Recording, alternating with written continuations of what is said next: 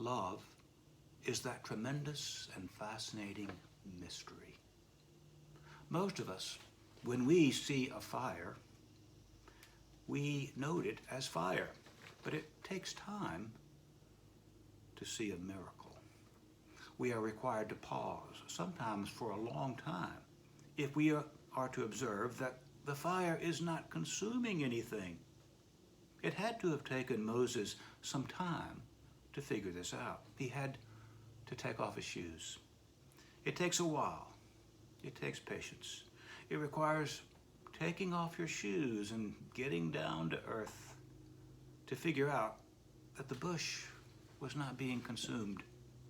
Moses was fascinated.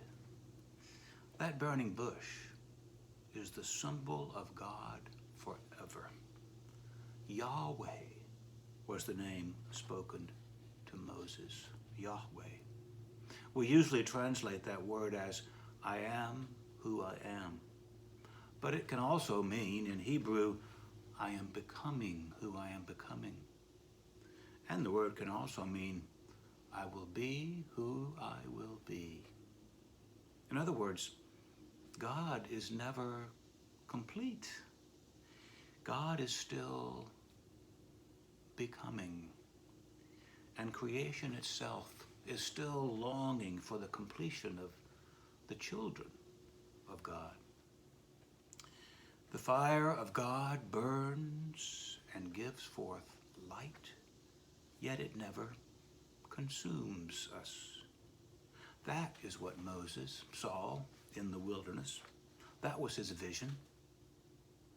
In the early 20th century, the philosopher Rudolf Otto, in a book called The Idea of the Holy, Rudolf Otto described religious experience this way. God, he said, was mysterium tremendum et fascinans. That's Latin. A tremendous and fascinating mystery. The mystery of God is tremendous, but it does not confound or frighten us. Rather, it fascinates us and attracts us. The fascinating experience of love is like that, isn't it? I hope every one of you here has been in love before. I hope you're in love right now. Well, true love has this same characteristic.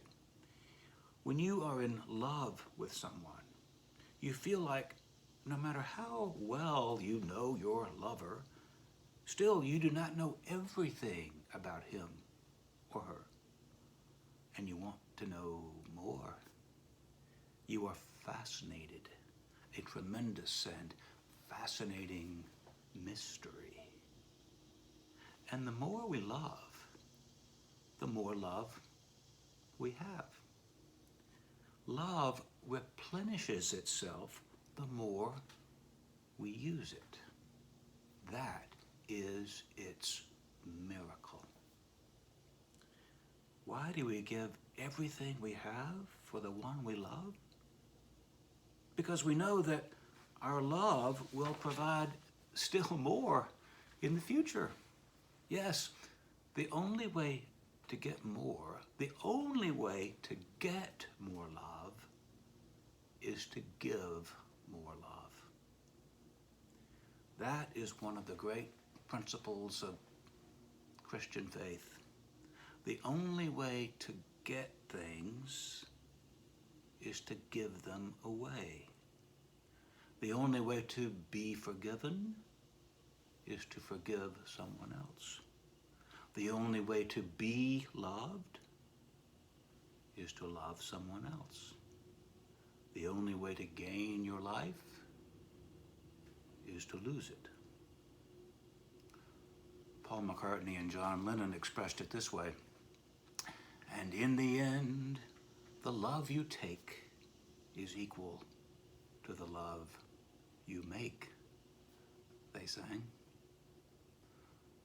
The love and the presence of God never run out.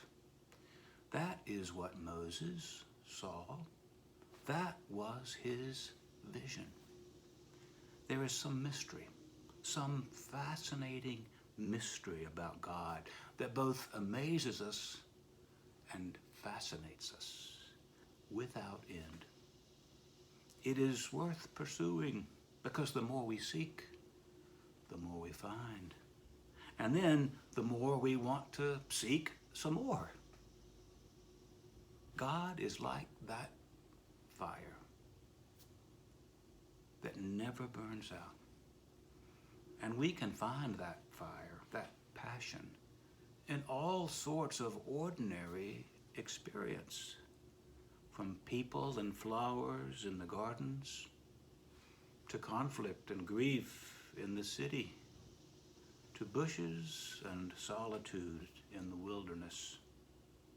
Every piece of God's creation can show us something of the eternity and majestic grace of God. The poet Elizabeth Barrett Browning said it this way: "Earth's crammed with heaven, and every common bush afire with God. But only he who sees takes off his shoes. The rest sit round it and pluck blackberries."